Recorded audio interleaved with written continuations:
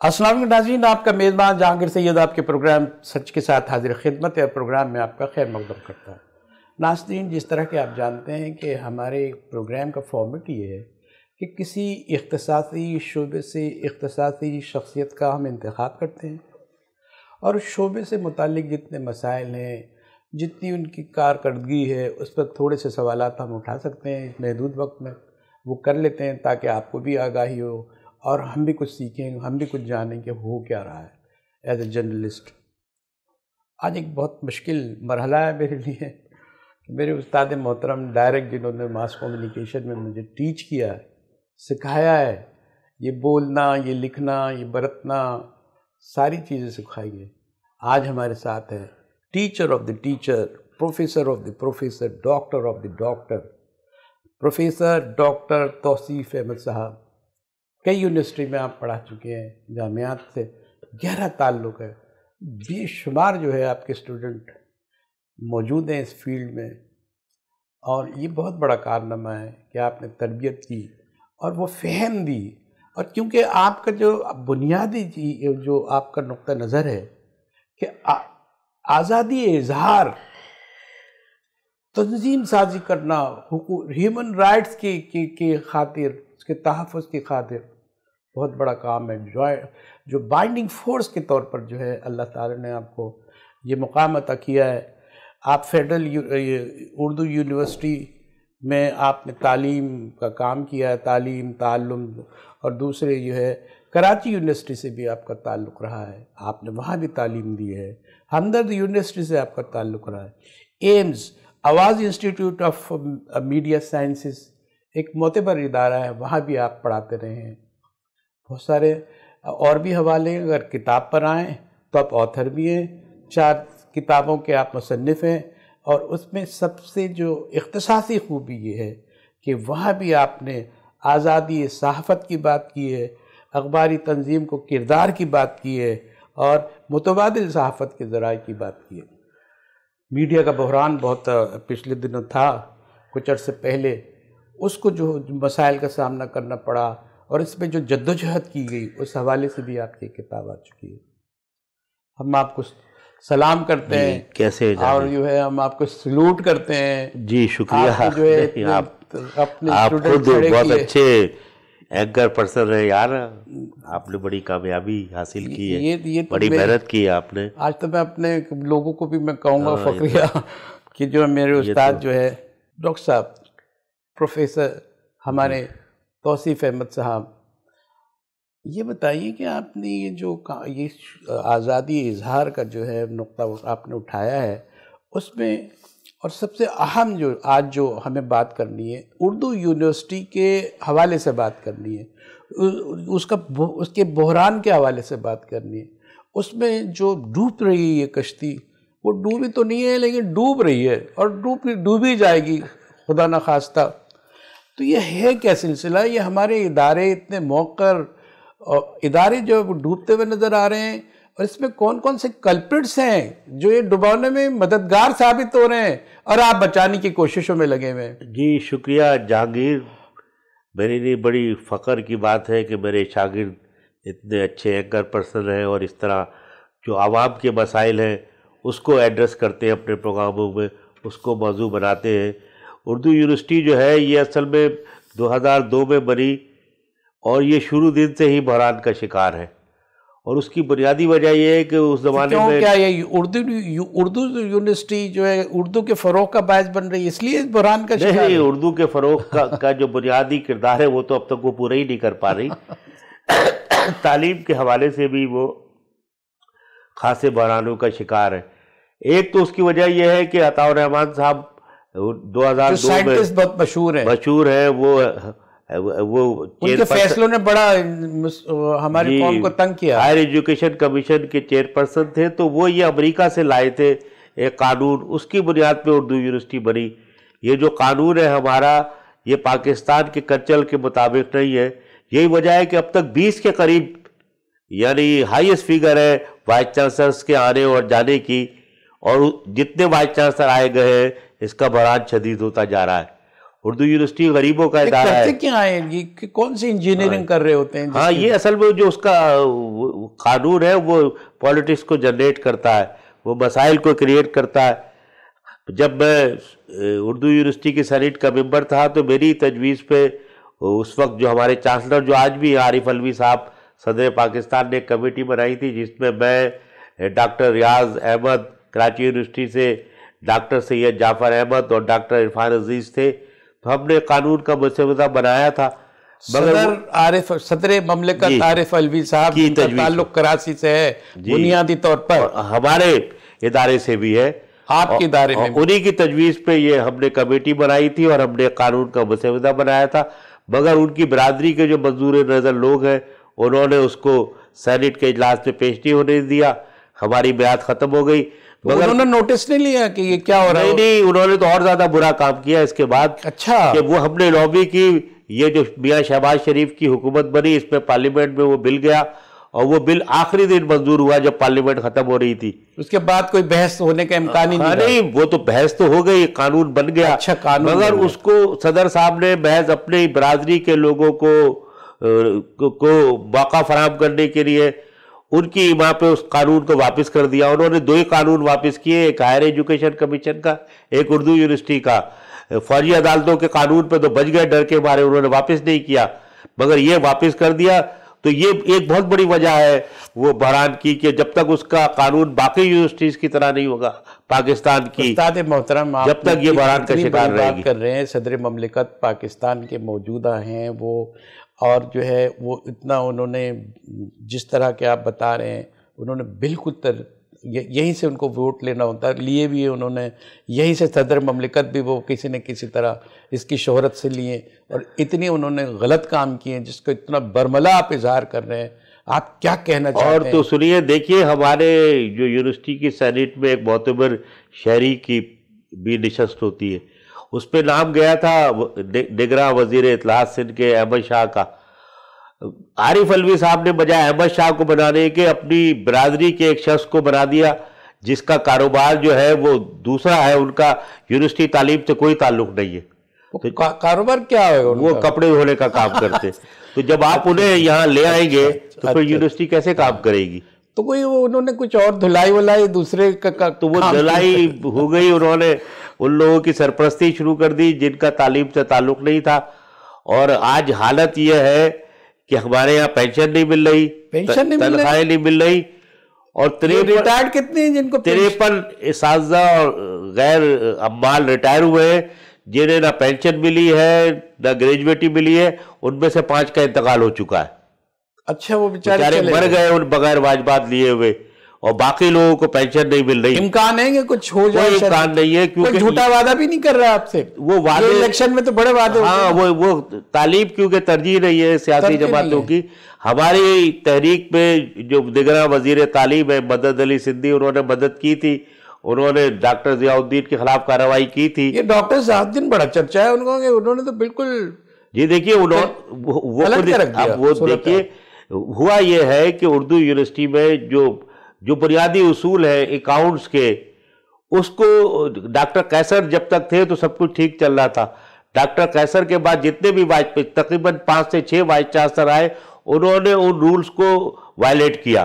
یعنی government of Pakistan کے اے جی P R کا جو ڈپارٹمنٹ ہے اس کا طریقہ کار یہ ہے کہ ہر ہیڈز کے الگ الگ پیسے رکھے جائیں گے. کسی ہیڈ کو پینشن کے الگ ہوں گے, سیلری کے علیحدہ ہوں گے, فنڈ کے الگ ہوں گے, فیسوں کے علیحدہ ہوں گے, شام کے پروگرام کے علیحدہ ہوں گے. ان لوگوں نے جو ظلم کیا ہے کہ پینشن فنڈ کو تمام فنڈ میں ملا دیا, جو کہ کرائم ہے, جس پہ فوجداری مقدمہ قائم ہونا چاہیے. انہوں نے ساری چیزیں ایک ڈبے میں رکھ لی, ایک باسکٹ میں رکھ لی اور انجوائے کرنے لگے. اور انہوں نے ہائر ایجوکیشن کمیشن کی جو اساتذہ کے تقرر کے بارے میں پالیسی ہے وہ انٹرنیشنل اسٹینڈرڈ کے مطابق ہے بالکل صحیح ہے, اس کو وائلیٹ کیا انہوں نے. اپنے منظور نظر لوگوں کو اپائنٹمنٹ کیے نان ٹیچنگ کے اندر. اس بحران میں 150 زیادہ لوگوں کو ترقیاں دے دی. کے جو رولز اینڈ ریگولیشن ہیں جو اتنے اتھینٹیکیٹڈ ہیں, انٹرنیشنلی ریکگنائزڈ ہیں, اور ہمارے صدر مملکت نے اس میں پتہ نہیں کیا کچھ کیا کر دیا، اس کو وائلیٹ کیا. جن لوگوں نے وائلیٹ کیا اس کی سرپرستی کر رہے تھے. اس کے نتیجے میں کیونکہ ہمارے یہاں فائنانس کمیٹی کا اجلاس نہیں ہو پایا، کیونکہ جو فائنانس ہوگا نہیں تو فائنانس کمیٹی نہیں، مگر اس کے لیے منسٹری آف فائنانس سے لوگ آتے ہیں، ایچ ای سی سے لوگ آتے ہیں. اس کمیٹی میں بجٹ بنتا ہے، وہ جو بجٹ اپروو ہوتا ہے اس کے مطابق گرانٹ ملتی ہے. تو جب اس کا اجلاس نہیں ہوگا تو اپروو ہی نہیں ہوا، اور یہ ویسے لمپ سم جو گرانٹ آتی تھی اس سے کام چلاتے رہے، اور آج خسارہ 2 ارب روپے سے زیادہ کا ہو گیا. خسارہ ہو گیا، خسارہ ہے صرف 2 ارب سے زیادہ کا ہو. یہ اس سے زیادہ کا ہوگا، یہ تو میں خواب اندازہ بتا رہا ہوں. تو جس کے نتیجے میں ہر گورننس کی صورتحال بنائی ہے. تعلیم کو ہر شعبے میں خسارے کا سامنا ہے. مالیاتی خسارہ یہ ہے جو انسان انٹلیکٹ دانشورانہ خسارہ وہ اس لیے ہے کہ انفراسٹرکچر یونیورسٹی کا ڈیولپ نہیں ہو رہا. کلاس روم ٹوٹ گئے، کمپیوٹر ہے نہیں، کرسیاں ہے نہیں. اب تک بلیک بورڈ جو ہے وہ ایک تخت سیاہ والا ہے جو اب اسکول پرائمری اسکول میں پڑھا کرتے تھے. ڈپارٹمنٹ بھی ہے. ہاں بالکل وہی ہے. تو اس کے نتیجے میں اسٹوڈنٹ کی تعداد کم ہو رہی ہے. اچھا کیونکہ پچھلے 3 سال سے ایک مستقل وائس چانسلر نہیں ہے تو لیڈرشپ نہیں ہے، تو وہ کمپیئر ہی نہیں ہے کہ ہمارے یہاں زیادہ بڑا ہے. اور تعلیمی ادارہ ریکگنائزڈ، اس نے ترقی بھی کی، اتنے بڑے بڑے لوگ نکالے، اتنے اعلیٰ ترین اساتذہ وہاں ہیں، اور اس کے اندر کوئی وائس چانسلر ہی نہیں ہے. اور کتنے عرصے سے نہیں؟ پچھلے 3 سال سے وائس چانسلر نہیں ہے. یہ جو عارف علوی صاحب کے ایک منظور نظر دوست تھے کوئی، انہوں نے سرچ کمیٹی کا چیئرمین بنا دیا تھا. وہ ایک ایسے صاحب کو کینیڈا سے لے کے آئے جو پاکستان کو دبئی سمجھ کے آئے تھے. اچھا. تو 2 مہینے انہوں نے کام کیا. جب وہ پھر کہنے لگے کہ اب تو روپے کی قیمت گر گئی ہے تو میں تو کینیڈا پیسے نہیں بھیجوا پا رہا، تو وہ یہاں سے چلے گئے. اور انہوں نے کہا میں کینیڈا سے یونیورسٹی چلاؤں گا. تو اس میں بھی عارف علوی اور ان کے قریبی دوست ہوں گے بڑے. ہاں، اور انجمن وزیدار تھے اپنے دوستوں کے لیے، بہت وزیدار ہے. تو انہوں نے انجمن ترقی اردو کے صدر جو ڈکٹیٹر ہیں انہوں نے مسلط کیا ہوا ہے. جنہوں نے ڈکٹیٹر کیا ہے بھائی؟ کیسے ڈکٹیٹر ہیں؟ یہ تو خیر ڈکٹیٹر نیا نہیں ہوتا. انہوں نے ایک دفعہ تجویز پیش کی تھی کہ ڈپٹی چیئر کے 2 ووٹ ہونے چاہیے. اچھا. کہ کوئی فیصلہ ان کے خلاف نہ ہو. یہ جی وہ تو خیر ہماری تحریک پہ واپس لینی پڑی، تو اس کے نتیجے میں یونیورسٹی جو تباہی کا کیسے خیال آگے کہ ایک شخص میں 2 آدمی پتہ نہیں کہاں سے لائے تھے تاکہ ان کی مرضی کے فیصلے ہو. اپنی مرضی کے فیصلوں کے لیے وہ یہ تجویز لے کے آئے تھے. عجوبہ روزگار فیصلے ہو. جی یہ ساری ذمہ داری ان لوگوں کی ہے. اور وفاقی اچھا دیکھیے میں کیوں کہتا ہوں، کراچی میں یہ غریبوں کی یونیورسٹی ہے، اس میں لوور مڈل کلاس کے لوگ پڑھتے ہیں.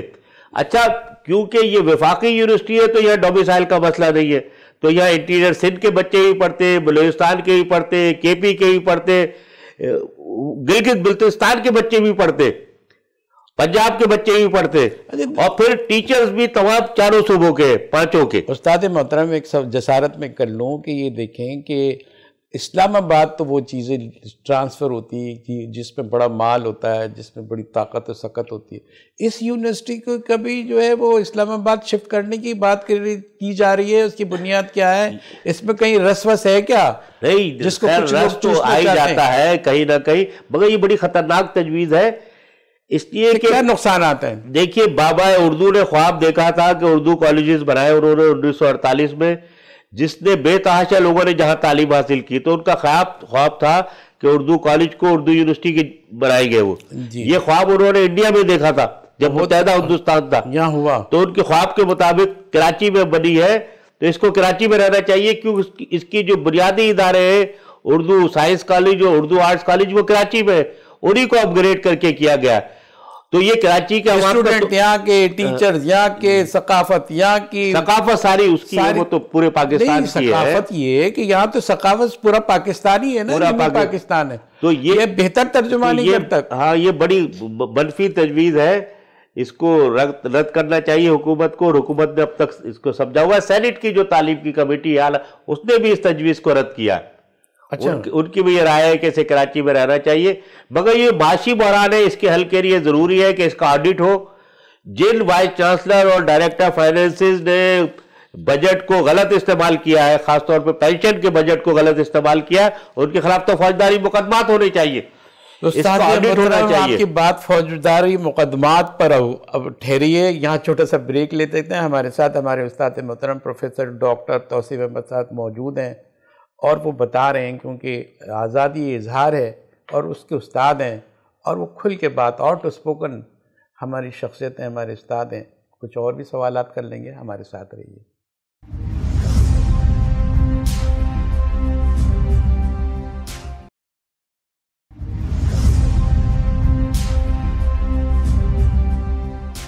آپ نے استاد محترم ہمارے پروفیسر ڈاکٹر توصیف احمد صاحب, آپ نے جو ہے میڈیا, ماس کومیونیکیشن, صحافت کے لیے بڑی خدمات انجام دی اور 23 سال ہو گئے ہیں آپ کو. الیکشن کمیشن ہے آپ کراچی پریس کلب کے, اور اس میں ہر دفعہ جو جتنے کمنٹس آتے ہیں کہ بڑے منصفانہ الیکشن ہوئے, کوئی جھگڑا نہیں, کوئی لفڑا نہیں, یہ سب کچھ آپ کیسے کر لیتے ہیں؟ اور وہ تو سب کے سبھی صحافی ہوتے ہیں, اور صحافیوں سے تو لوگ کہتے ہیں کہ پریشان رہتے ہیں. اچھا, اس میں مجھ سے زیادہ کنٹریبیوشن جو ہے ہمارے ممبران کا ہے. اچھا, ہمارے یہاں یہ روایت رہی ہے کہ جو بھی الیکشن کمیٹی فیصلہ کرے گی اس کو ہر صورت میں مانا جائے گا. اچھا, 23 سال میں مجھ سے بھی کئی غلط فیصلے ہوئے ہوں گے, انسانی بنیادوں پہ. ہاں, کسی کا ووٹ ہم نے غلط ریجیکٹ کر دیا ہوگا, کسی کو الاؤ کر دیا ہوگا, مگر ہمیشہ صحافیوں نے جو بھی فیصلہ ہوا ہے اسے قبول کیا. پھر ہم نے جو ہے ایک ضابطہ اخلاق بنایا. وہ ضابطہ اخلاق یہ ہے کہ جب یعنی الیکشن شیڈول کا اعلان ہو جائے گا, 10 دن پہلے ضروری ہے ہمارے آئین کے تحت کہ 10 دن پہلے الیکشن شیڈول کا اعلان ہو جائے.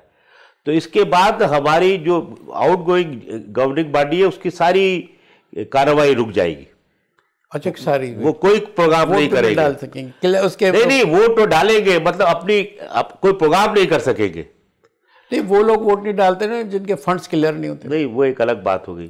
جی, جو بات میں کہہ رہا ہوں کہ یہ ہم نے پابندی لگائی کہ ہمارے جو آؤٹ گوئنگ صدر ہے, سیکرٹری ہے, جوائنٹ سیکرٹری ہے, 10 دن پہلے جب ہمارے شیڈول کا اعلان ہو جائے گا تو پھر کوئی ایکٹیویٹی نہیں ہوگی.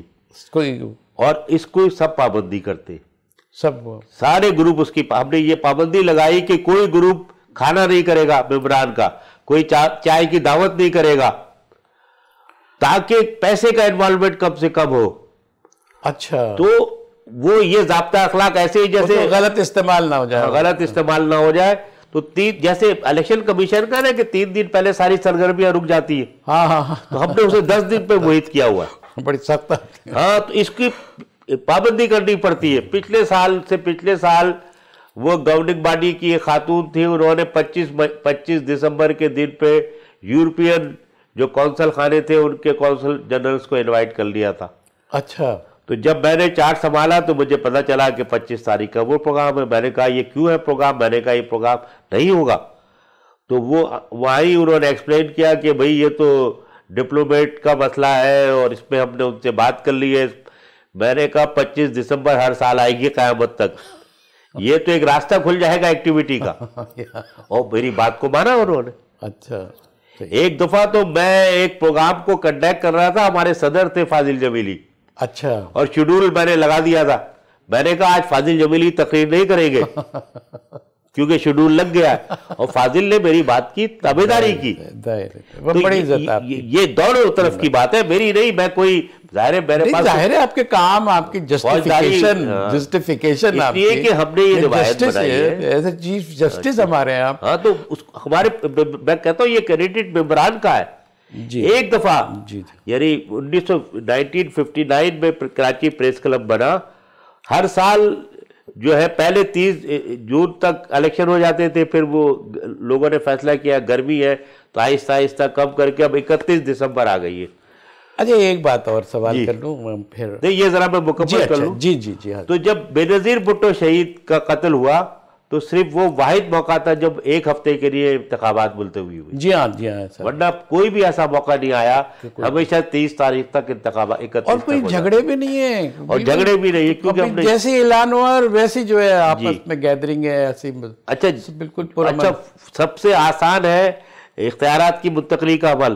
ادھر میں نتائج کا اعلان کرتا ہوں اور آؤٹ گوئنگ سیکرٹری کو نتیجہ دیتا ہوں اور اس کا دور ختم ہو جاتا اور دوسرا سیکرٹری جو ہے وہ چارج سنبھال لیتا، اسی وقت ہو جاتا وہ جو اس میں کوئی دیر نہیں ہوتی، اس کی تقریب بعد میں کوئی تقریب نہیں ہوتی، بس یہی تقریب ہے کہ فوراً ٹرانسفر آف پاور ہو جاتا. اتنا اسموتھ ٹرانسفر آف پاور کہیں نہیں ہے پاکستان میں. اتنا خوبصورت آپ نے تصویر اور ہاں بالکل بڑے آرام سے ہو جاتا پریس کلب کی بتائی، اور ویسی ہے بھی. ہم لوگ بھی ممبر ہیں ظاہر ہے، تو ہم تو شاہدین میں سے نا ہم کے. یہ بتائیے کہ میڈیا کا ایک بحران آیا تھا، اس بحران پہ آپ نے پوری کتاب لکھ ماری. وہ کیا دکھ تھا، کیا درد تھا، کیا ضرورت تھی اس وقت کی کہ میڈیا کے بحران کو ڈسکس کیا جائے استاد محترم؟ دیکھیے وہ کتنا شدید بحران تھا کہ اس میں 8 سے 10 صحافی تو ہمارے انتقال کر گئے، دنیا چھوڑ گئے اس معاشی بحران کی وجہ سے. ہاں جی جی. ایک بڑے سینئر رپورٹر نے مجھ سے کہا کہ وہ ڈان میں کام کرتے ہیں، وہ تنخواہیں کم ہو گئی تھی، 30% کے قریب تنخواہ. انہوں نے کہا کہ یہ تنخواہوں کا کم ہونا تھا کہ میری شادی ٹوٹ گئی. تو اس پہ ہم نے پھر تحقیق کرنی شروع کی کہ بھئی اتنا بڑا بحران کیوں آیا. تو یہ سابق چیف جسٹس ثاقب نثار ان کا نام پھر آ گیا کے ذریعے یہ بحران شروع ہوا تھا. انہوں نے سرکاری اشتہارات روک دیے تھے، بابا بحران کے طور پہ ڈسکس روک دیے تھے سرکاری اشتہارات. اس کے بعد جو فواد چودھری اب آج کل بند ہے، جو آدمی بند ہوتا ہے ہماری روایت نہیں کہ ان کے بارے میں کہیں، مگر ان کے سیاہ کارنامے کم نہیں ہے. وہ وزیر اطلاعات بنے تو انہوں نے کہا پرنٹ میڈیا کا دور ختم ہو گیا. اچھا، یہ فتویٰ دے دیا تھا انہوں نے کہا کہ میڈیا کے اداروں کو بند کر دینا چاہیے جو تعلیم دیتے. اور اس حکومت نے صنعت کو بچانے کی کوشش نہیں کی، جس کے نتیجے میں 5 سے 6 ہزار اتنا بڑا ذہن، اختراعی ذہن، اور جو ہے ہمارے ملک کی یہ حالت کر کے گئے اور ان کے فیصلے بول رہے ہیں. 5 سے 6 ہزار جو ہے صحافی اور ورکرز جو ہے وہ بے روزگار ہوئے، 8 سے 10 کا انتقال ہوا. اور تنخواہوں کا جو بحران ہے وہ آج بھی ہر چینل میں، ہر میڈیا ہاؤس میں جاری ہے.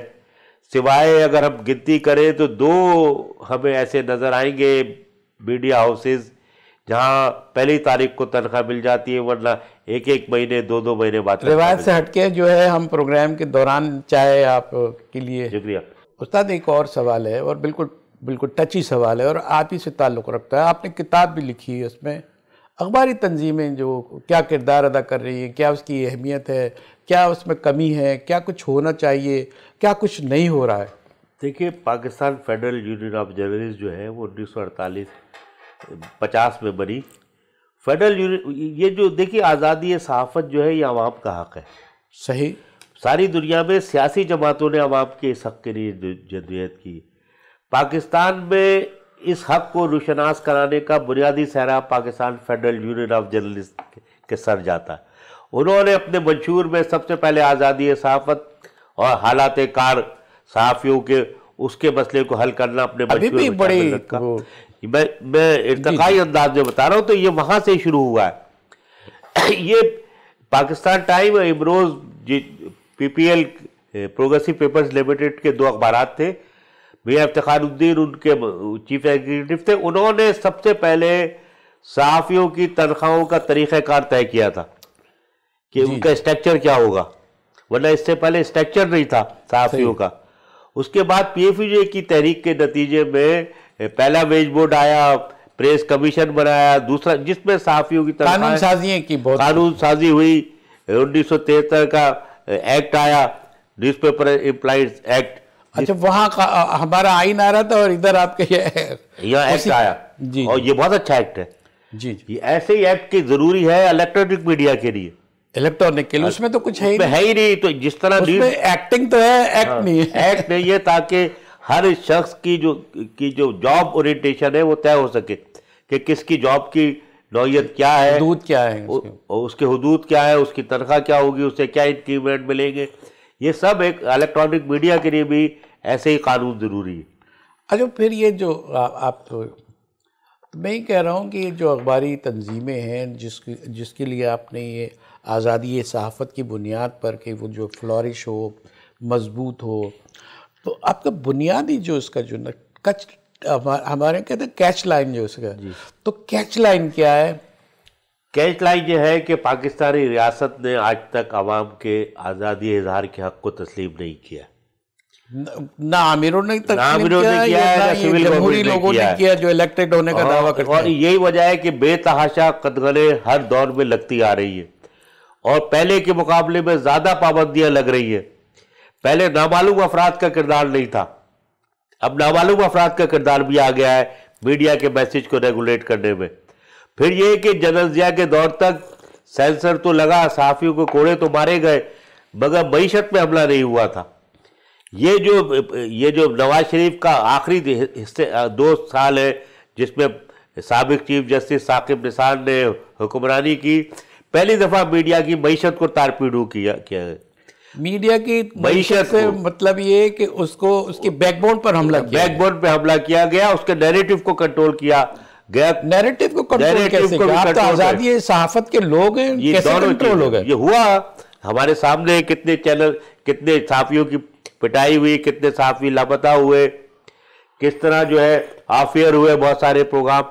یہ ایک تفصیل ہے پوری. جی بالکل. جس کے نتیجے کتاب بھی جس میں دونوں قسم کے بحرانات جو ہے شدید ہوئے. تو یہ ریاست کا پیدا کردہ بحران تھا اور ریاست چاہتی ہے کہ میڈیا فروریش نہ کرے. آج بھی یہی صورتحال ہے. دیکھیں ریاست کی بنیادی جو ہے اس کا ستون ہے یہ, اور اسی کو اتنا کمزور کرنا چاہتے ہیں, بلکہ ڈھہ ڈالنا چاہتے ہیں کہ ان کو یہ سمجھ نہیں ہے کہ اگر یہ ریاست کو سلامت اور مستحکم دیکھنا چاہتے ہیں تو یہ پلرس کو آپ مضبوط کرنا ہوگا ان کو. جی دیکھیے, جمہوریت ہی اس ریاست کو ترقی دے سکتی ہے, جمہوریت ہی اس ریاست کے مسائل کو حل کر سکتی ہے, صحافت کو بھی, کیونکہ صحافت کے بغیر جمہوریت نہیں ہے, جمہوریت کے بغیر صحافت نہیں ہے. یہ طے شدہ بات ہے. بالکل صحیح ہے. تو اس کے لیے ضروری ہے کہ میڈیا پہ پابندیاں ختم کی جائے. کیسی المیہ ہے کہ ٹیشو پیپر کے کارخانے تو موجود ہے, نیوز پرنٹ کے کارخانے نہیں. ایک سوال ہوتا ہے استاد, دیکھیں ایک سوشل میڈیا ہے, اس پہ کوئی خطخن نہیں ہے, اس نے طوفان بدتمیزی مچا رکھا, جہالت پھیلا رکھی ہے. ایک وقت ہے کہ ہم اتنے کنٹرولڈ ہیں اور جو ہے ہم کچھ بول ہی نہیں پاتے. یہ جو دو ایکسٹریم ہیں, اس کو آپ کیسے ایڈریس کریں گے؟ دیکھیے, سوشل میڈیا عوام کے اظہار رائے کا سب سے مؤثر ذریعہ ہے. لیکن وہ مؤثر تو ہے, لیکن میری بات, مگر اس میں چونکہ ایڈیٹوریل کنٹرول نہیں ہے, ایڈیٹوریل کنٹرول نہ ہونے کی وجہ سے اس میں آبجیکٹیوٹی کا شدید بحران ہے کہ کسی بھی مقصد نہیں ہے کسی بھی خبر کی نوعیت کو طے کرنے کا. ہمارے پاس آپ نے اور ہم نے پڑھا کہ خبر کے لوازمات کیا ہوتے ہیں, جس میں آبجیکٹیوٹی سب سے بیسٹ ہے, حقائق کا ہونا, وہ سوشل میڈیا پہ نہیں ہے, جس کے نتیجے میں بہت زیادہ بحران ہے. میں تو یعنی میڈیا اس پہ میڈیا کا لفظ نہیں ہونا چاہیے. اس پہ بحث ہو رہی ہے کہ سوشل میڈیا کے علاوہ کوئی اور لفظ ہونا چاہیے.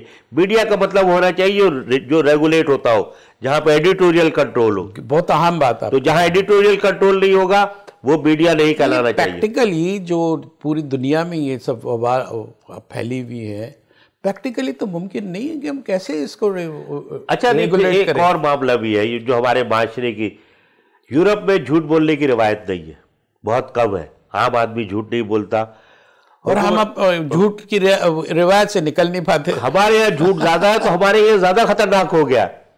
اب یہی دیکھیے کہ ابھی 2 سال پہلے تک نا روز کوئی لگا دیتا تھا ادیب الحسن رضوی کا انتقال ہو گیا, ادیب الحسن رضوی ICU میں.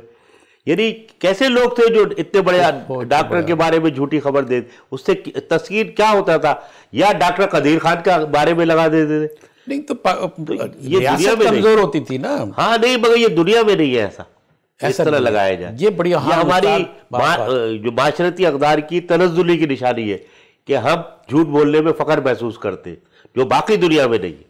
بھئی دیکھیں, اگر جو بھی ہمارے جو معیارات ہیں, اگر ہم جمہوری لوگ ہیں تو ہم اپنے اداروں کو دیکھتے ہیں, ایوانوں کو دیکھتے ہیں, وہ جھوٹ کے مراکز بنے ہوئے. تعلیمی اداروں میں سیاست ہو رہی ہے, اس میں بھی جھوٹ پہنچ چکی ہے. اب اس کا کوئی تدارک بھی ہے؟ گھر سے جھوٹ شروع ہوتا ہے ریاست کی اعلیٰ سطح پہ, تو وہ سوشل میڈیا کی وجہ سے زیادہ بحران گہرا ہو گیا.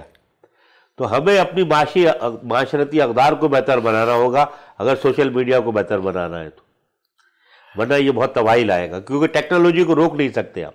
پروفیسر صاحب یہاں چھوٹا سا بریک لے لیتے ہیں. آپ نے بڑی تربیتی اس وقت نشست کی ہے, بتایا ہے کہ ہمیں کیا کیا مسائل ہیں اور اس کا ہمیں ایڈریس بھی کرنا ہے, اس کی فکر بھی کرنا ہے, ریاست کو بچانا ہے. تھوڑا سا اردو یونیورسٹی کا بڑھا دیں. ہاں، تو ایک چھوٹا سا بریک ہمارے ساتھ رہی.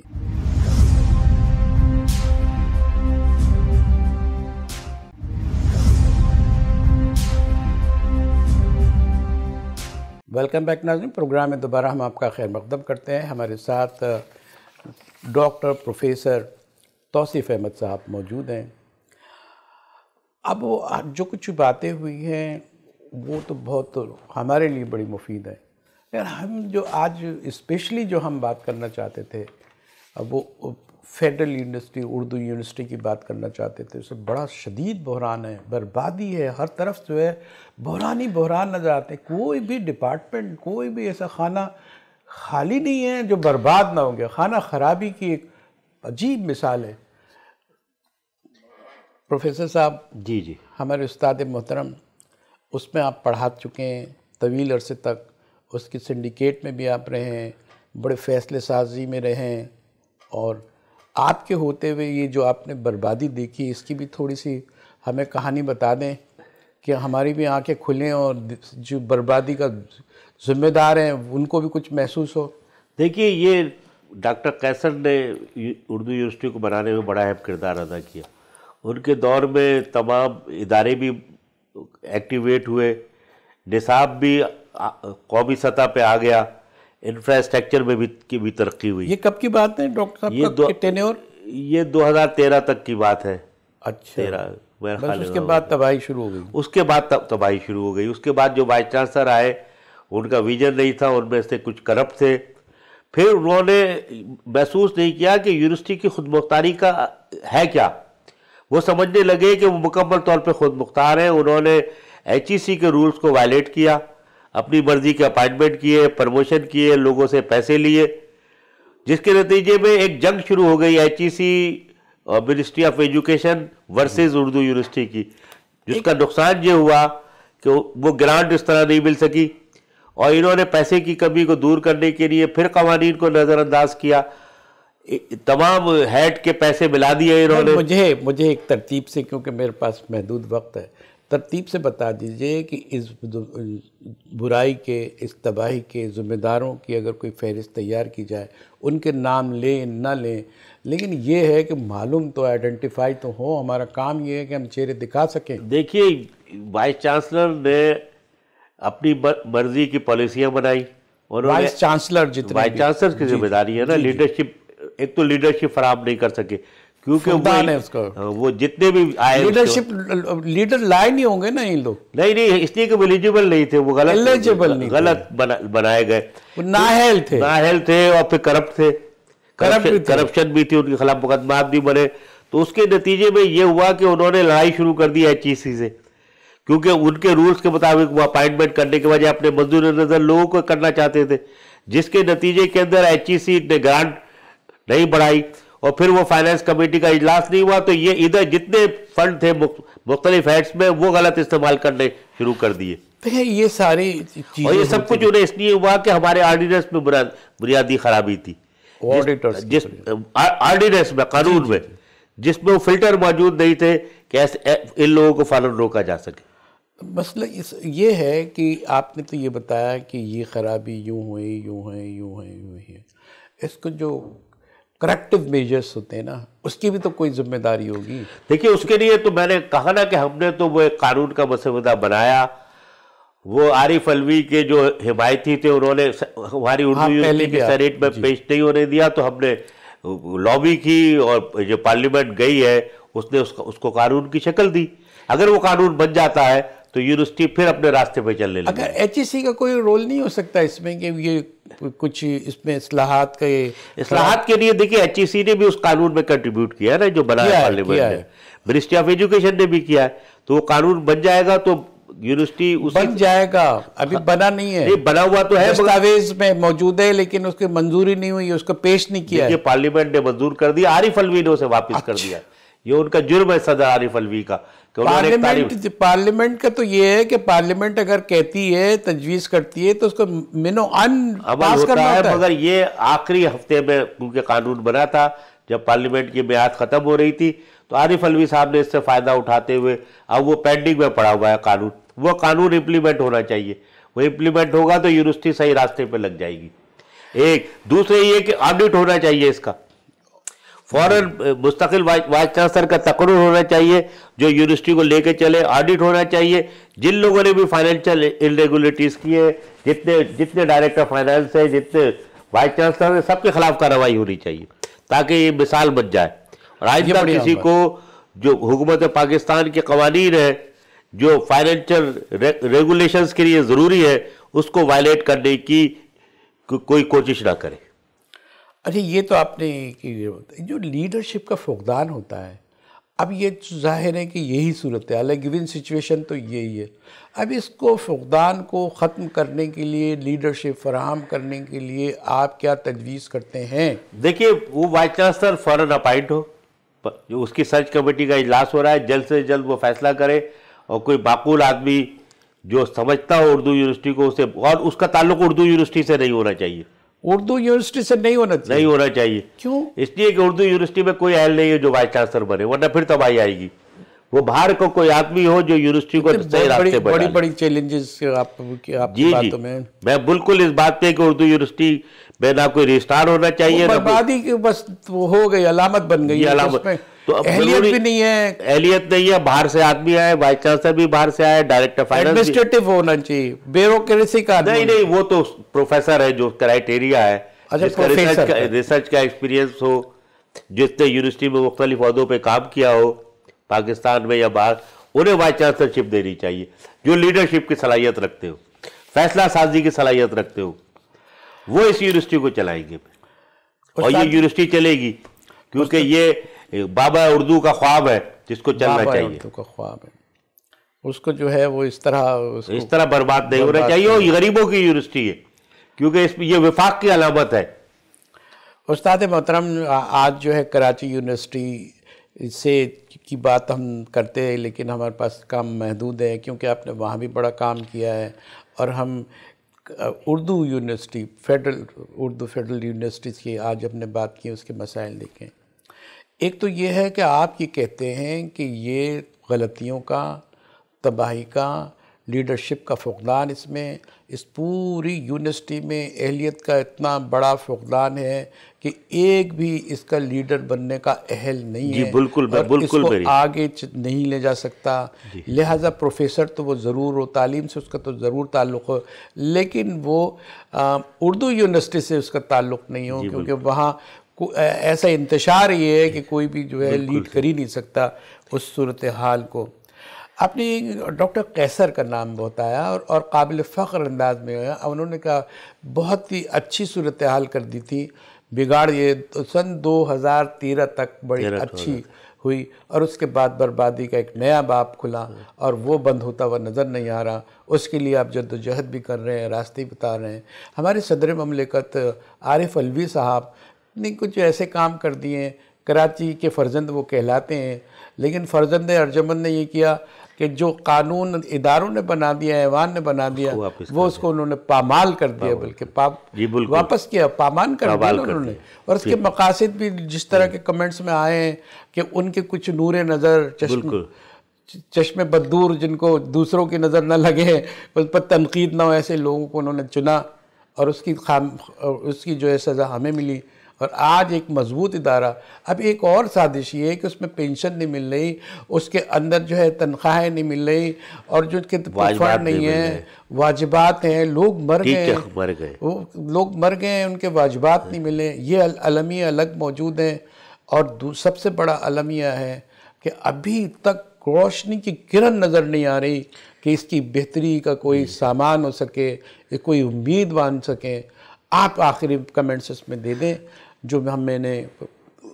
میں یہی کہوں گا کہ فوراً اس قانون کو نافذ ہونا چاہیے جو پارلیمنٹ نے کیا. فوراً کوئی ایسا وائس چانسلر ہونا چاہیے جو لیڈرشپ دے سکے, جو یونیورسٹی کو بین الاقوامی اصولوں کے مطابق ترقی کی راہ پہ لگا سکے. ناظرین, ہمارے پروگرام کا وقت تقریباً ختم ہو چلا. ہمارے پروفیسر ڈاکٹر توصیف احمد صاحب جو ہمارے استاد بھی ہیں اور ہم استادوں کے استاد ہیں, آج ہمارے ساتھ. قابل فخر یہ بات یہ ہے کہ جس طرح انہوں نے بات کی وہ لیڈرشپ کی اور استاد نے معیار کی باتیں کی ہیں. ہم آپ کے بہت ممنون ہیں. ہمارے پروفیسر صاحب اللہ آپ کو سلامت رکھے، جو جدوجہد آپ کر رہے ہیں آزادی اظہار کے لیے، تنظیم سازی کے لیے، پلیٹ فارم آپ تیار کر رہے ہیں، ہر وقت ایک جدوجہد میں رکھتے ہیں، آؤٹ آف اسپوکن ہے، آؤٹ آف دا باکس جا کے آپ بات کر رہے ہوتے ہیں، یہ بڑی اہمیت ہے، اور اسی لیے آپ کے لیے دعائیں ہیں ہماری۔ ہمیں پروگرام سے اجازت دی، لیکن ایک وعدے کے ساتھ۔ صاحب آپ نے اتنے تعلیم ہماری ریاست کی ترجیح بھی نہیں ہے، مگر ایک آپ نے تعلیمی ادارے کے موضوع پہ جو پروگرام کیا ہے وہ قابل قدر ہے۔ لیکن ایک وعدہ ضرور کیجئے کہ ایسے موضوعات پہ آپ جو ہے ضرور ہم سے تعاون کریں گے۔ میں بھی تعاون کروں گا، اور یہ سلسلہ آپ تعلیمی اداروں کے بارے میں جاری رکھیں۔ بہت شکریہ آپ کا۔ ناظرین، ہمارے معزز مہمان کے ساتھ اپنے میزبان کو اجازت دیجیے۔ اللہ حافظ۔